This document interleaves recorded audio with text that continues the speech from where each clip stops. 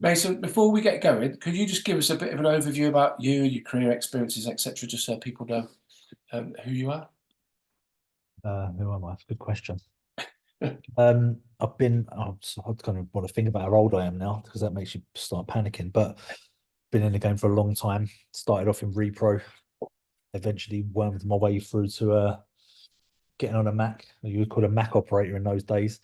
Then I ventured into the world of publishing, became a designer, and then from there I realised that I like to make things, I like to create, and then from there just carried on and on and on and on and on. Design director, art director, creative director, bit of everything.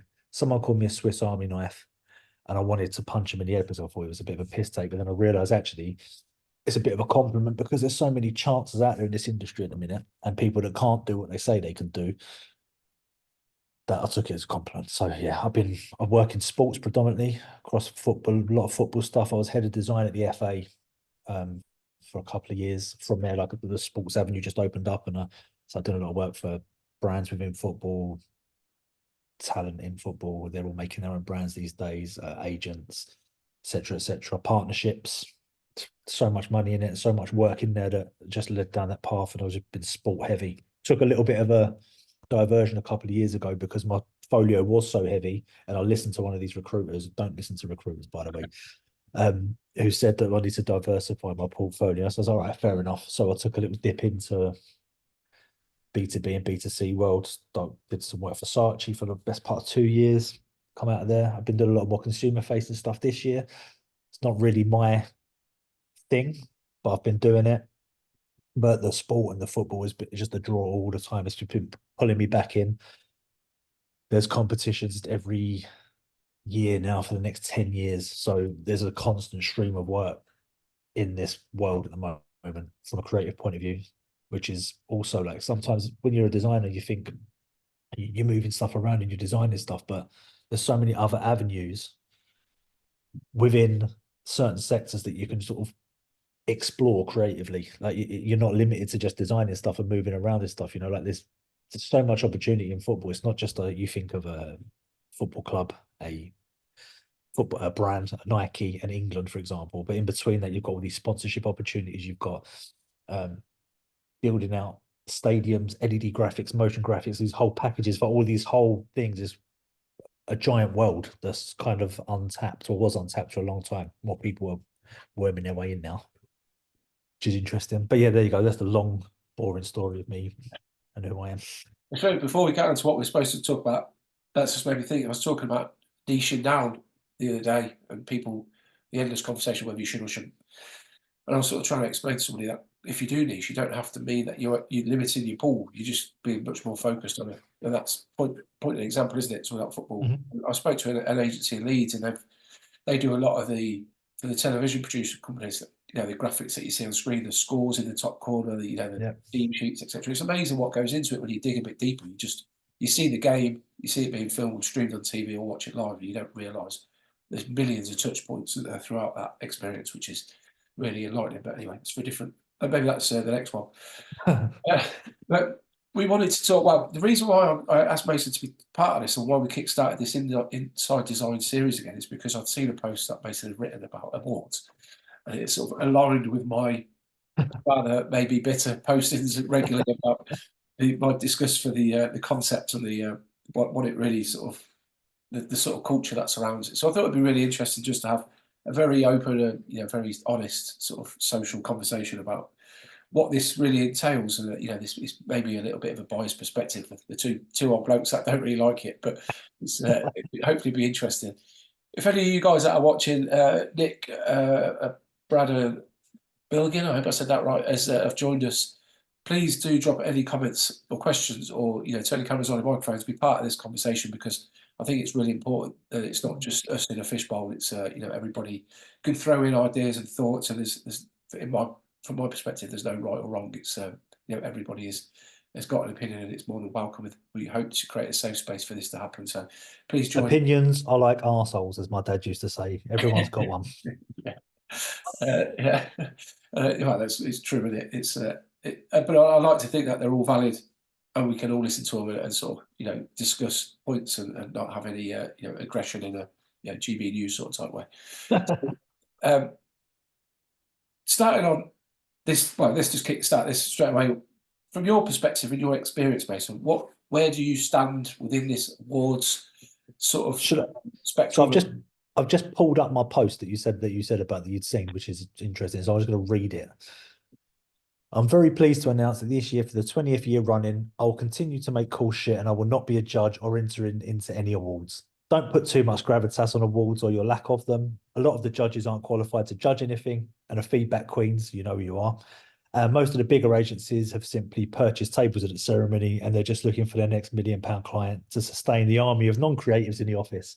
A quick Google or Mid-Journey will give you a nice backdrop full of awards for your Zoom calls. If you need one, drop me a DM. That was my post. And it was probably off the back of perusing LinkedIn like you normally do, just to give yourself a little bit of depression, and seeing all of these people announcing themselves as judges. Now, I was seeing, I think it was actually, I've written it down. I've made notes. I'm very well prepared. It was Creative Circle Awards had announced that they wanted people to apply to be a judge, right? So I thought, right, I'm going to send you a message because I want to see what the criteria is. I've done a little bit of covert operations. So everyone's announcing themselves as a Creative Circle judge. There's recruiters, there was junior designers, there's account people, there's all of these people judging what's deemed to be the best creative work of the year. When, as far as I'm concerned, you're not qualified to judge what that work is unless you've done it, you've been there. You've got to have some kind of grounding in it to be able to judge it. So on further inspection, I dug a little bit deeper, and I looked into the categories and the nominations and everything. And there's 295 categories in one award ceremony. 295 categories, right? How on earth is any of that?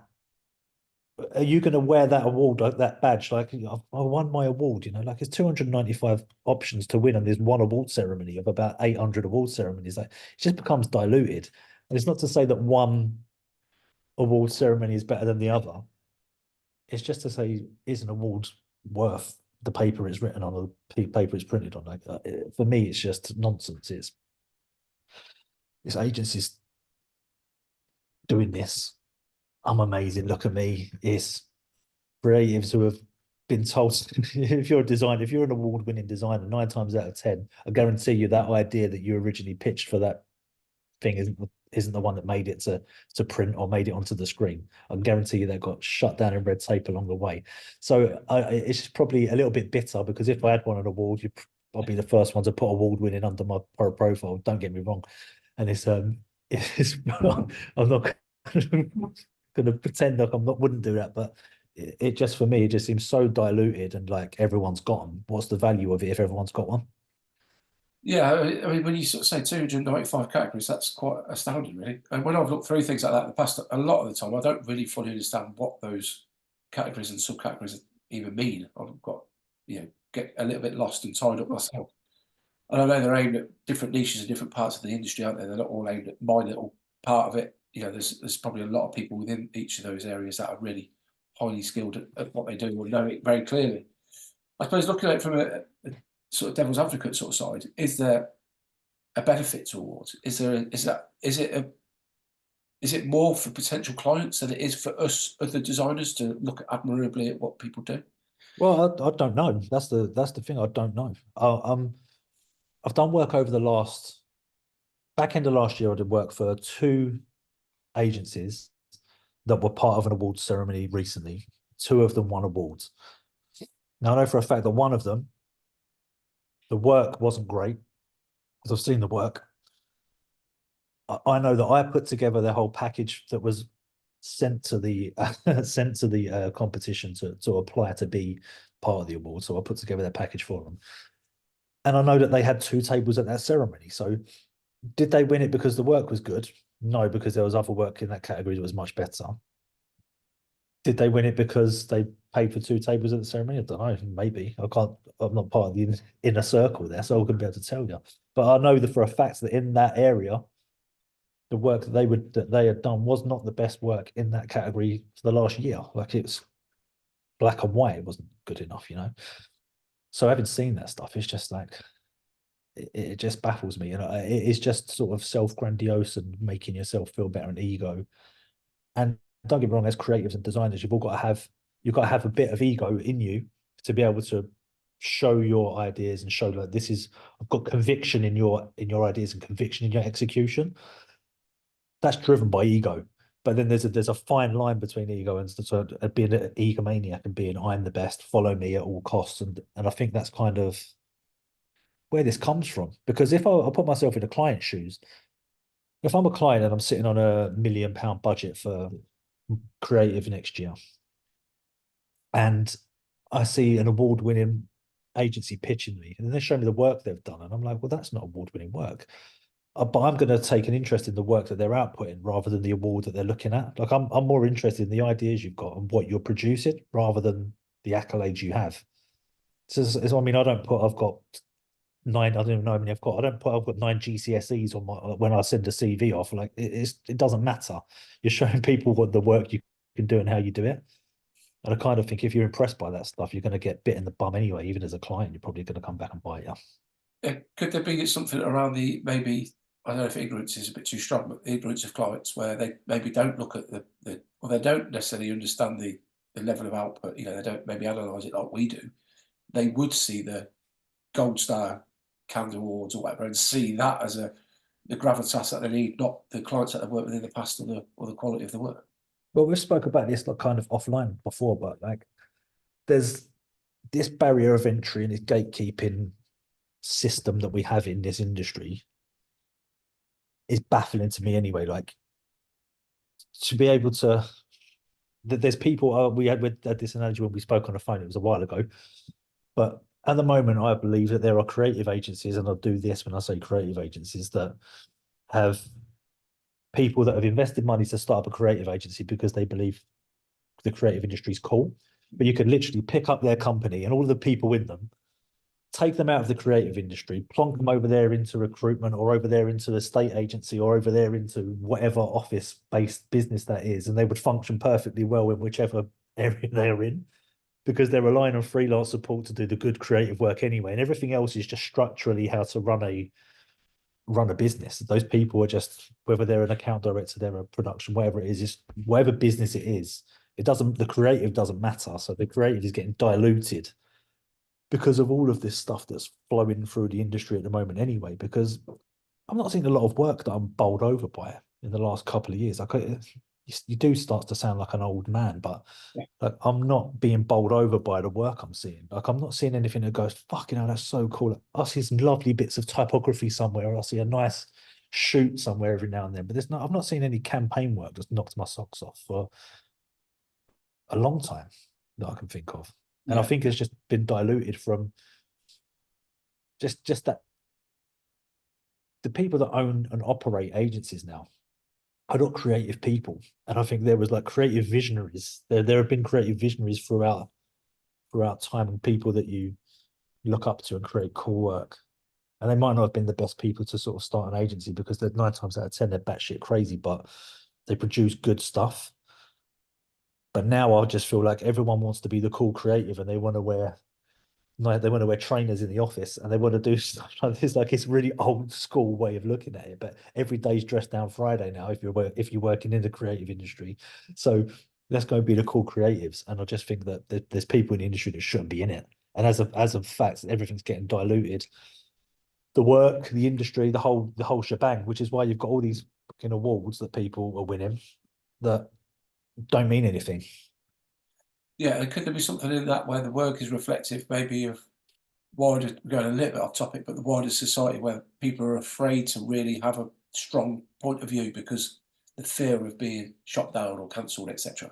So what they end up doing is creating quite safe work that appeals to a mass audience for today, which then in turn gives them a higher profile for awards. You've got the blind leading the blind, didn't you? So you've got the idea when you see something, you go, fuck, I've never seen anything like that before. What is that? Like it makes you think about it. And then off the back of that, you start having your own ideas. And then there's this flow of creativity that can come from you, and you inspire people. Someone might see, I remember when I was a kid and I saw the Guinness ads that have been rolled out again this week, hasn't it? It's 25 years old or something. The Guinness ad with the horses. remember seeing it and thinking like, wow, like just what's going on? Like this music, Yeah. this visual, this stuff I'm seeing, and it's just wow, it's just fucking intense. And then it makes you think, and it's like it just goes in the back of it, plants a seed somewhere for you to then go and make something of your own one day. But at the moment, I feel like there's no everyone. There's another caveat to this as well. Is that agencies, good or bad, spend a lot of money and time to try and get hold of a client, right? And they've got this client. Then once they've got this client, they're so hell bent on retention and not upsetting them that they want to give the client exactly what they want. But sometimes the client doesn't know what they want, or they don't know what they need. They need to be shown what they want. Your idea as a creative is to open them up as a there's different routes for you to get to where you need to go to. You've got business goals, you've got goals you need to achieve. We can help you get there in this way, rather than just ticking a box and giving them exactly what they want. And understandably, people are scared to do that. They just want to keep everybody happy. But again, it just don't sit right with me because I've never been one to keep my mouth shut. I can't do that. I wonder if there's more in that in terms of, say, economic times where people are a bit afraid to, Of step course. outside of the comfort zone, which I fear sort of draws everybody to sort of follow the leader in some respect. So you have, say, a lot of branding is very much typographic and illustrative, and it follows a similar sort of. I think I've got to a point where I said to a couple of founders at relatively big agencies that I feel like we're in a place where I was in the 90s and I could tell an Oasis record before anybody sung on it. You just knew from the production and the volume, and it was there. And it feels a bit like agencies are producing very similar work time and time again.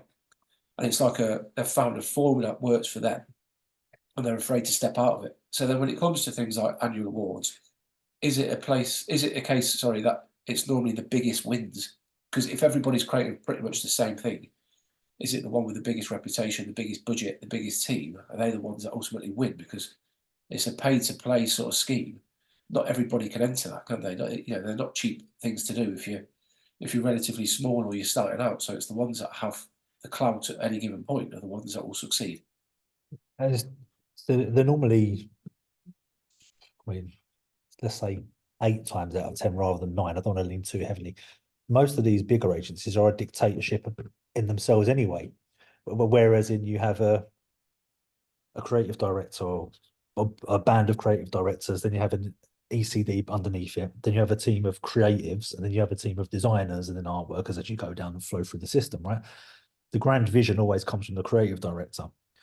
And then the designers have to go and make it eventually once it trickles down there.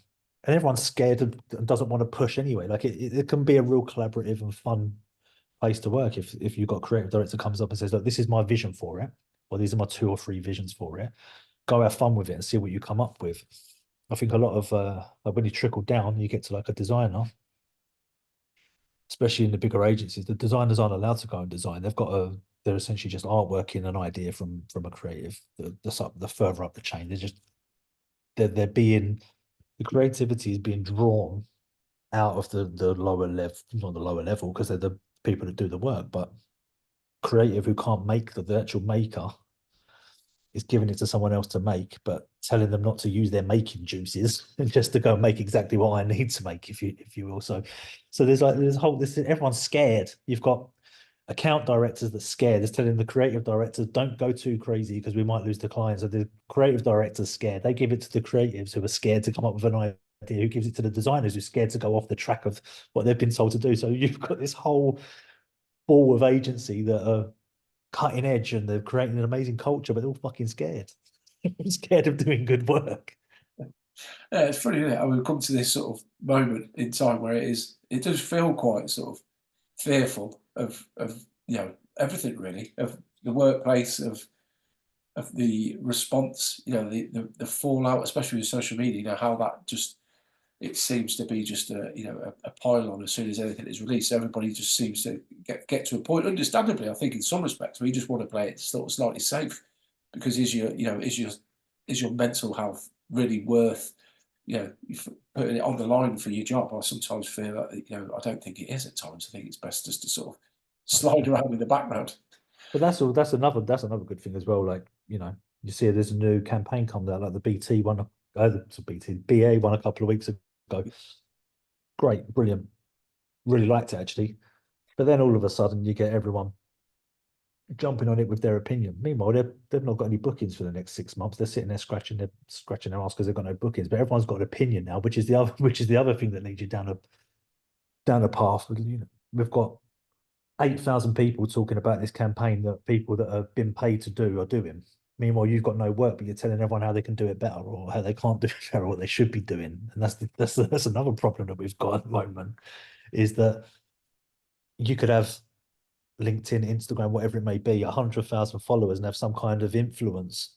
Meanwhile, you can't pay the rent that month because you haven't got any bookings, but you can talk about Uncommon Studios' new amazing campaign for BA, or you can go and talk about whoever's campaign for X agency that have done. And all of a sudden your word is a little bit more worthy than someone else's. But meanwhile, you've got no work and you can't pay the bills, which Yeah, is another whole. that goes back a little bit what we were saying before, and before we came on about favouritism that I was mentioning, whether there's just a huge amount of admiration and love given to people that are in a certain position that don't necessarily always warrant it, but people fear if they stand against it or they don't like it, then they're going to be excluded from the conversation. But again, I think that's another topic. Oh, I just remembered when I'm talking about agencies and people buying their way into the industry and like being the cool guy because they want to be in the. I've got a tagline for it, which I'm keeping and I'm trying to put on everything I write, and it's the gentrification of creativity. I have to get that copyrighted. Yeah, I'm going to do that because that's what it is. You know, it's people that weren't in it in the trenches. All of a sudden, they want to be in it because it's cool. Yeah, no, I couldn't agree more. Going back to awards, yeah, I wanted to touch upon the idea of. Sorry, I'm leading you all down these paths, No, mate. no, It's how I operate. yeah, I think that's how this series will operate best. I think because it's sort of just it.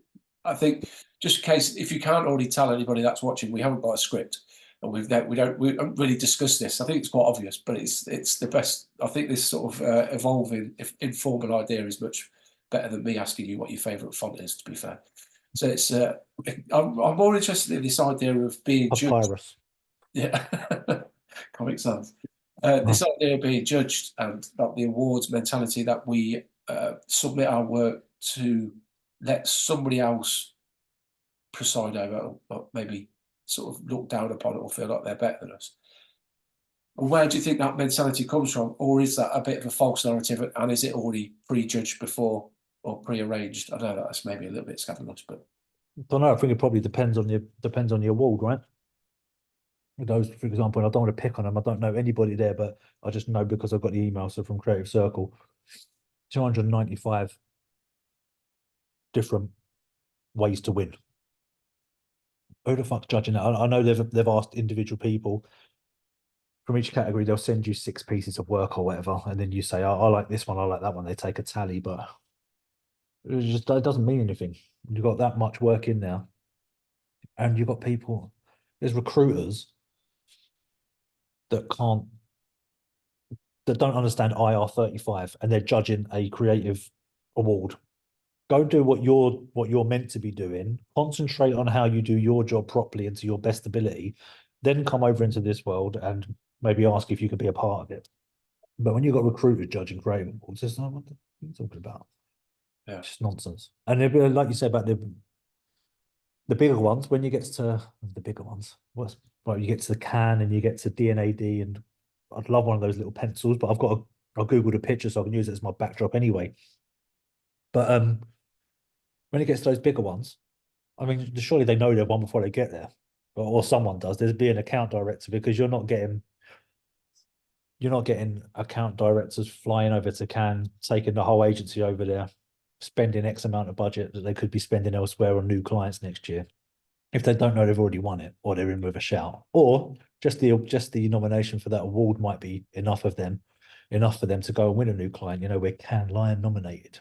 Great, we'll go pick up a new client next year that will pay for itself. I don't know. I've never been in that world.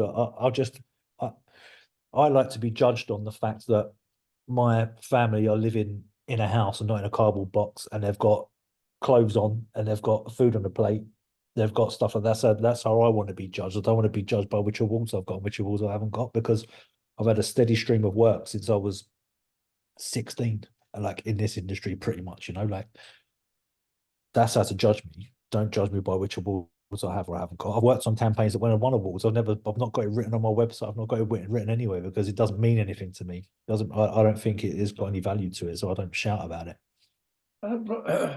Someone have to correct me if anybody knows on here. I'm sure with the CAN one, I've read last year that even if you win it, you have to pay quite a substantial amount to take it with you. It was sort of, I was really surprised how much it was. I mean, we're talking a bit of a different league, aren't we, in terms of that compared to a relatively smaller one. That doesn't justify it, but it's a different sort of ball game. When it comes to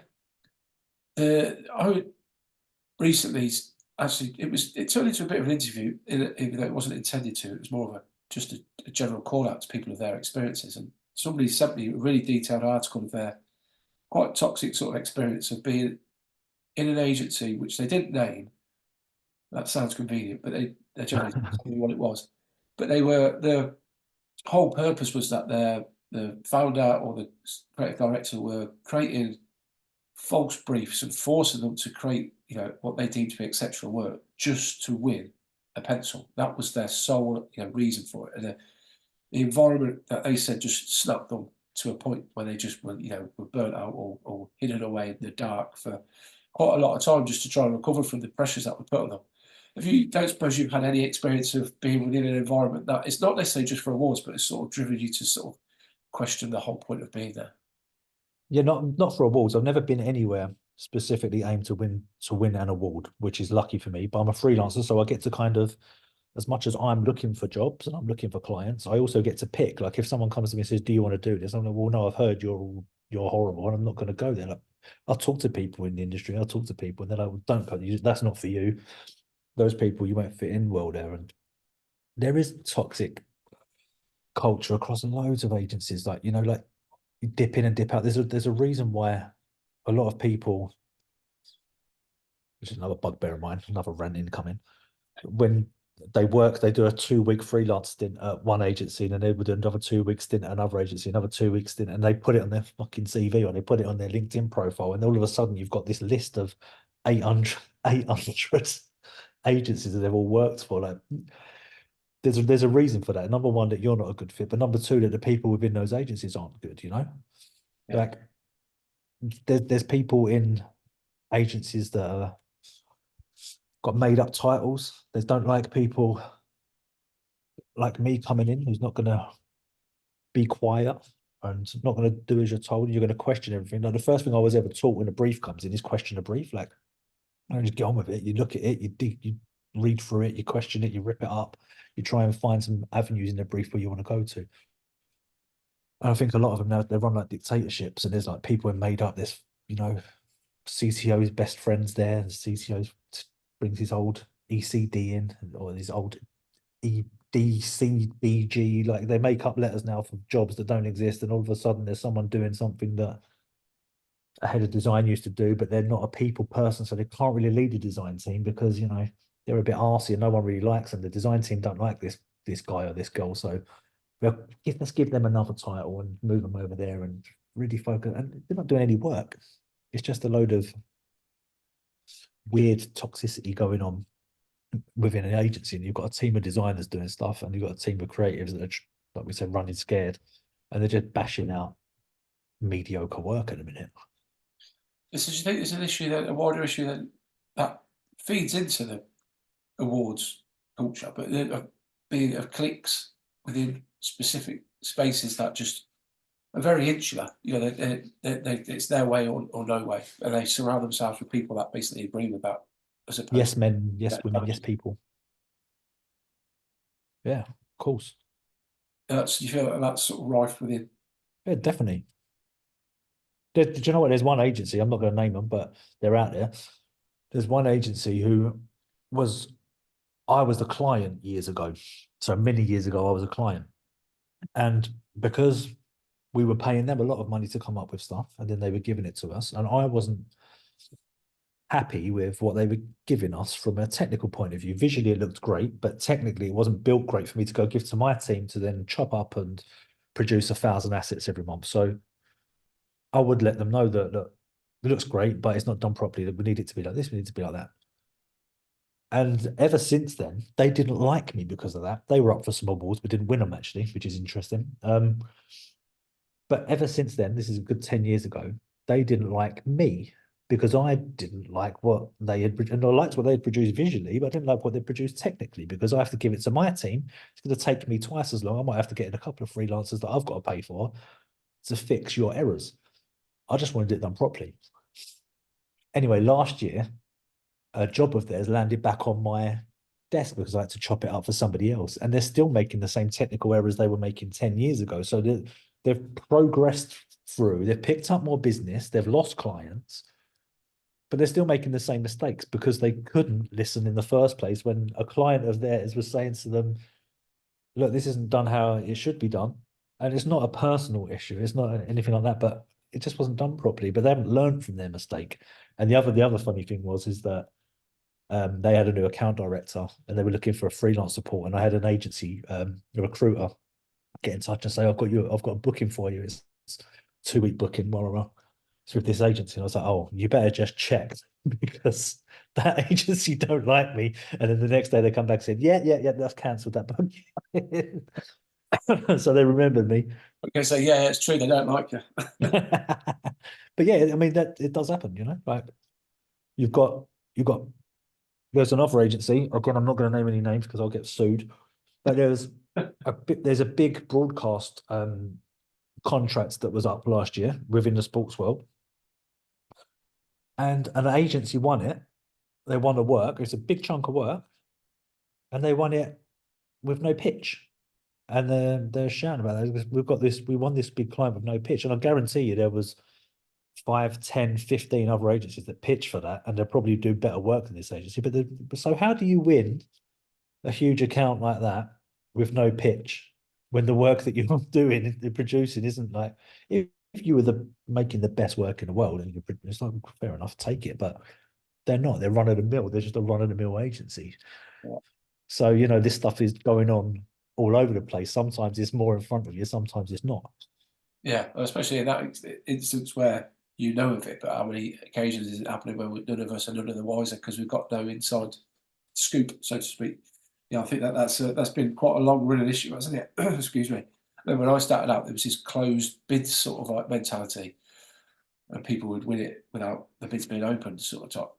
You know, it's sort of all hush hush. It was very, very, very frustrating because you put a lot of time and effort in yourself, none the wiser to these people having prior relationships until you find out, you know, after, which is it can sound a little bit sour, can't it? And a bit, we Well, do you deserve. know what? There's a nice. I think it's interesting that there's this load of stuff happening, particularly with like these startups and like a lot of these new companies that are being created in this Web3 world, the crypto world, and just startup culture in general.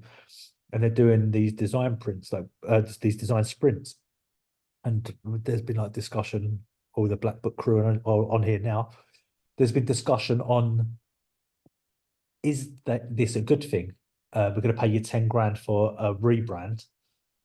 It's a 2-week job. We need to rebrand in 2 weeks. It's a full-on sprint.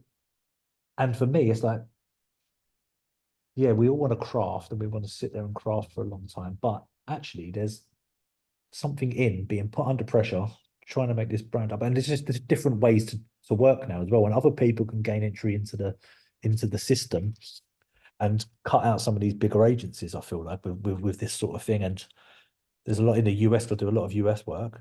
There's a lot of, if you want me to pitch, you've got to pay me to pitch now. Like I will pitch you all my football stuff, but the pitch is going to cost you 3.5 grand. It's going to cost you 4 grand because I've got to sit there and take time to do it. If not, you're just going to end up with mediocre work. And I think you can put yourself in a position where you don't have to lose that. You just got to be ballsy. Like I didn't have any work for the busiest work of the year of my life last year. I didn't have any work for the first 6 weeks of this year. So I was like panicking. So what's going on? Like it's been ultra busy, but I'm going to stick to my guns. I'm not going to start taking a 200 quid a day inside IR45 4 days a week in the office job. I'm going to stay strong, and it will eventually come good, and eventually it does. But it just takes some balls sometimes to even sort of get there, you know. Yeah, I'm 100%.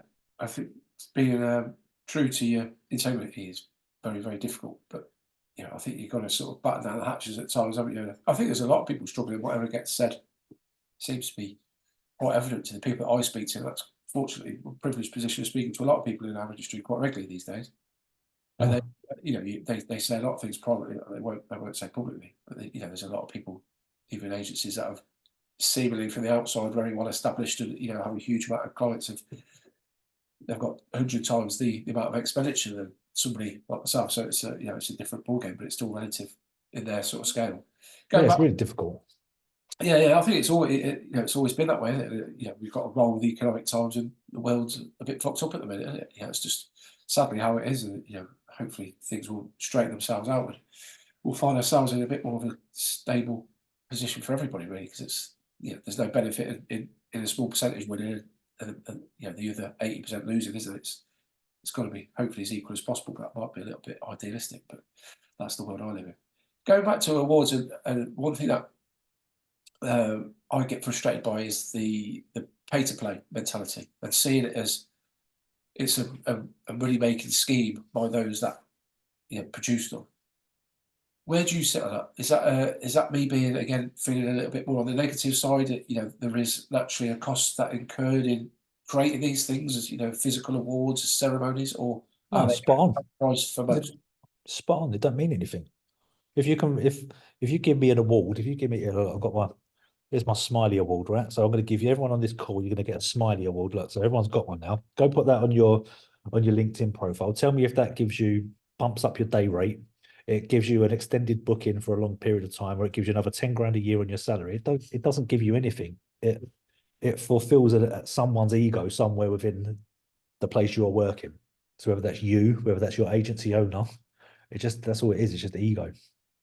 But if you charged me 500 quid for that, and I had to attend a hotel in London and sit in a room of people with a bucket of Budweiser in the middle of the table for another 50 quid.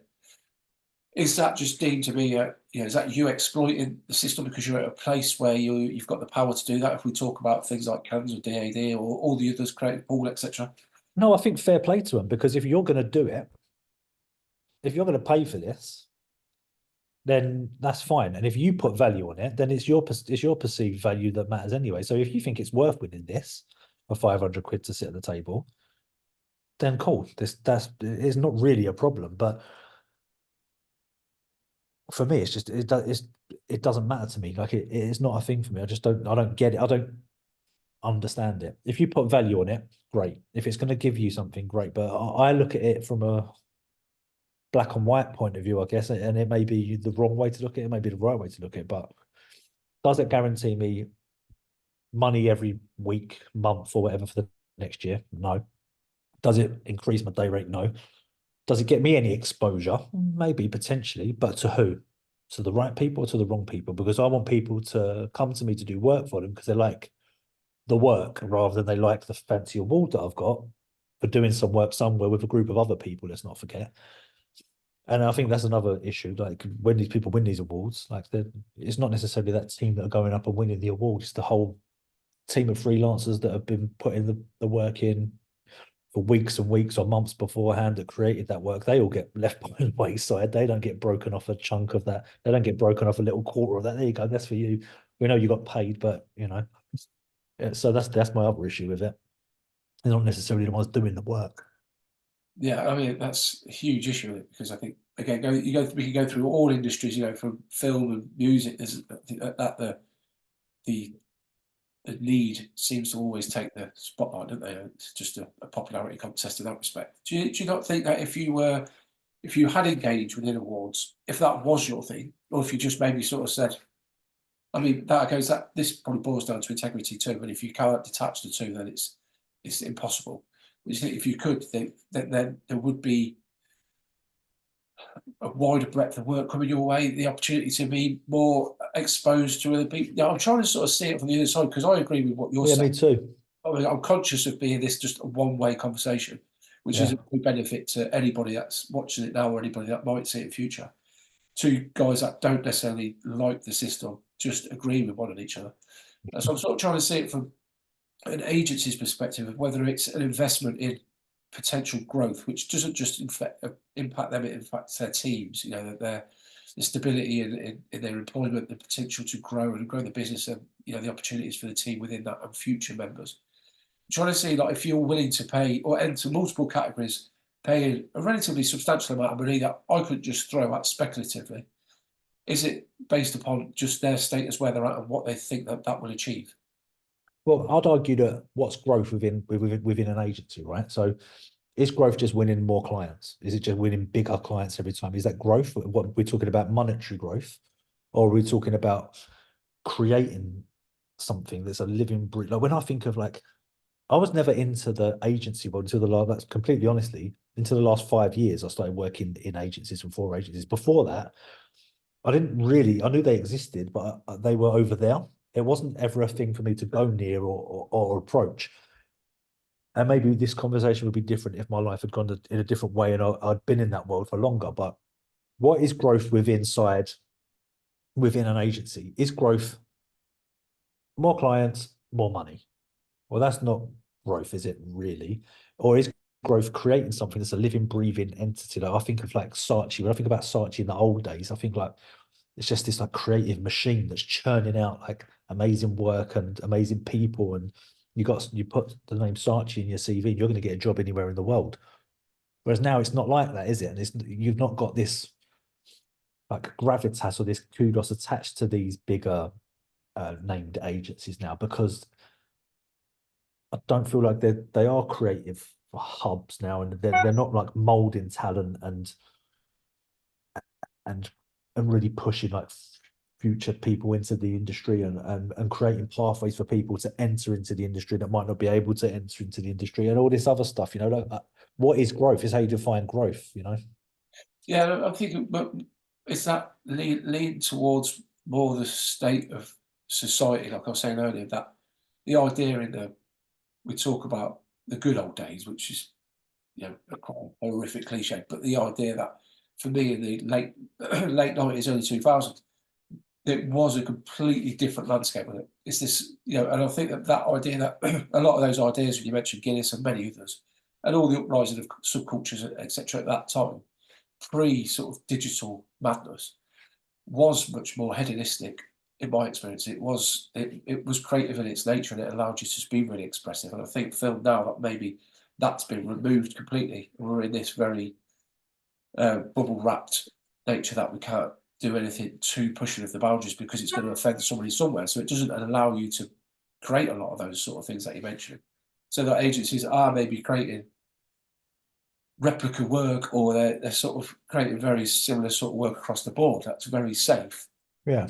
And It all feels really samey. And I also feel like there's been a bit of a shift, to be honest, like because I do a little bit of work for some PR companies, and I feel like creative agencies now are coming up with stunts and gimmicks, and then PR agencies are now trying to sort of come up with they're coming up with the creative ideas, and there's like this mixture of PR and creative are sort of merging into one, because I'm not seeing the way I always relay it is that you're telling the stories or whatever it is that your end goal is, your call to action at the end of whatever campaign you're doing, it's storytelling.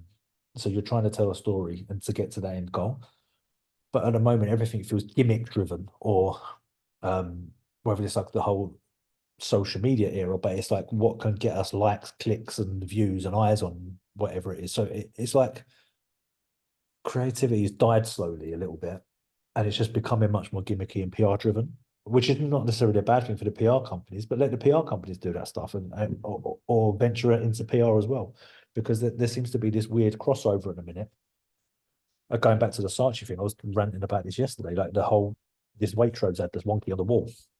And is that a creative idea or is that a PR stunt? Because I think it's a PR stunt, because the creative that's inside the actual ad is not strong enough to stand on its own anywhere.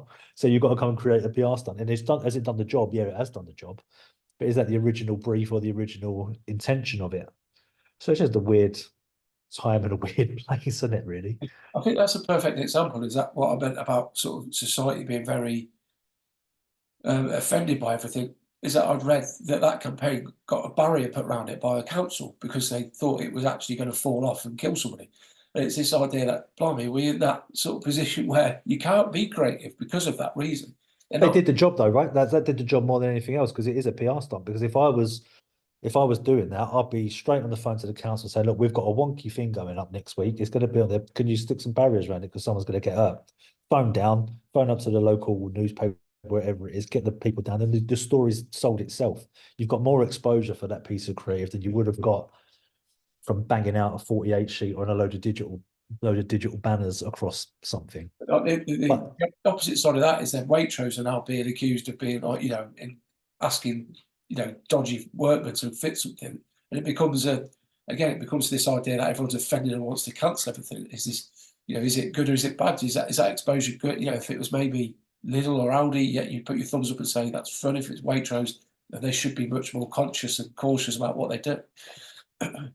Yeah, it's interesting, isn't it? It's a very, very strange space, isn't it? A bit like that Co-op live venue at the moment. You sort of think, how damaging is that to the Co-op? When all they do is just stuck their logo on it. They've got no real involvement in it, I don't think, apart from that. But it's been fraught with, opening disaster after disaster for weeks now, and it's difficult to know whether they're good or bad. But I think that maybe the ironic part of this conversation is that Waitrose thing will probably win an award this year. So of course, but should it win a creative award or should it win some kind of PR award? Like that's the conversation, isn't it? Because I don't know. Probably you get me going, mate. That's what I'm there for. The one thing before, I'm conscious the time's gone very fast. Just quickly before the last question, I'm always looking at awards from I think they're quite divisive. And I sort of think that the intention is to unite an industry and sort of have this end of year, even though they're not the end of the year, but you know what I mean, this end of year sort of celebration, this big hurrah. I find that they're sort of getting more divisive as we go along, where there's definitely a small percentage of people, whether it's they can afford it, or they're at stature or at the scale, or they're in a certain group of certain clique or whatever. It feels like they've now got to a point where they're doing the opposite of what I think they are intended to. And I feel like that could quite escalate quite quickly and a big divide an industry which feels relatively divided at times anyway.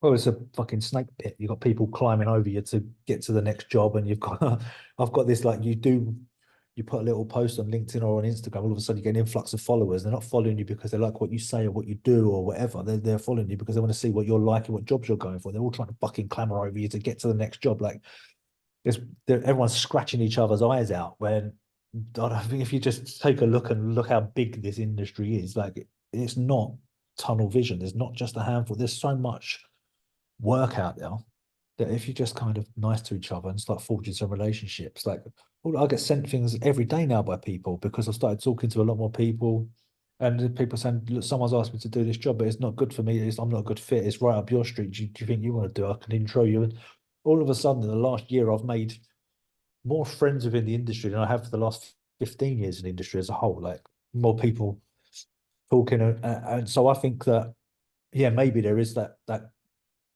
competition culture within those awards that makes it a little bit like us versus them. But I think on an individual level, I think people are becoming, because it's been tough and because we've had pandemic and people moving their offices from home, and there's people that have like shifted their lives upside down. I've moved into a different country, like people do help each other out more, I think. So I think maybe you've got agencies pitting against each other, which is probably a little bit more toxic. But I think on an individual level, I think people are much more together now. Like the merry band of men, a little bit, men, women, people, whatever.